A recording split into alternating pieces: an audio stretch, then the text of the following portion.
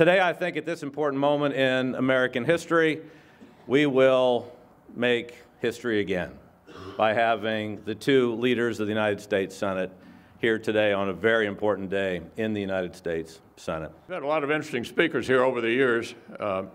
In my view, none more interesting than our guest this morning.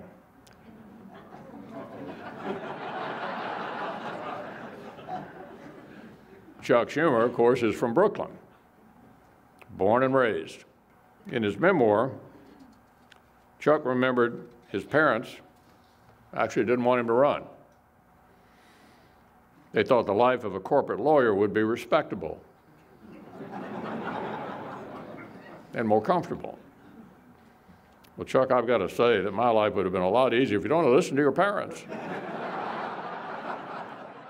Thank you, Mitch, for that kind and generous introduction. We really do get along, despite what you read in the press. Much of the coverage about Mitch McConnell and me, as he mentioned, focuses on the differences between us and the two states we represent.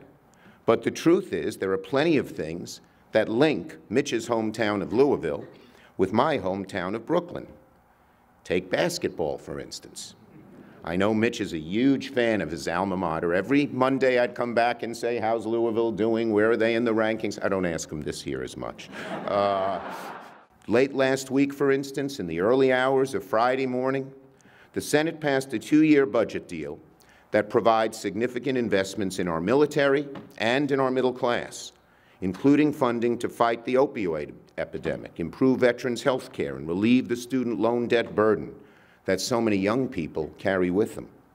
It's a significant achievement, a genuine bipartisan breakthrough, and it showed that even in very divisive political climate, the Senate can be the place where the business of the nation gets done.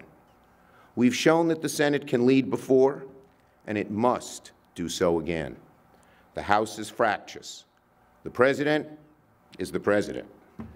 It is the Senate, that has the potential to act as a beacon of stable leadership and progress in a political culture plagued by gridlock and division and rancor. We have a special obligation to this country. I am hopeful that the same spirit that led Mitch and I to a budget deal, that spirit of bipartisanship and compromise, of putting country before party, will lead us through immigration and the many challenges to come. It really inspires me to push myself and to hear some of his stories, to hear the fact that he was 23 when he was serving in his first seat. It really makes me want to get out there and do a little bit myself. You can see on stage here that these two men see each other in very favorable lights. But in the media, we see that the only thing they can ever talk about is their disagreements. So this is encouraging to me as a citizen that behind the scenes, we still have proper leadership taking place, proper deliberation taking place, and this is something that I want to be a part of.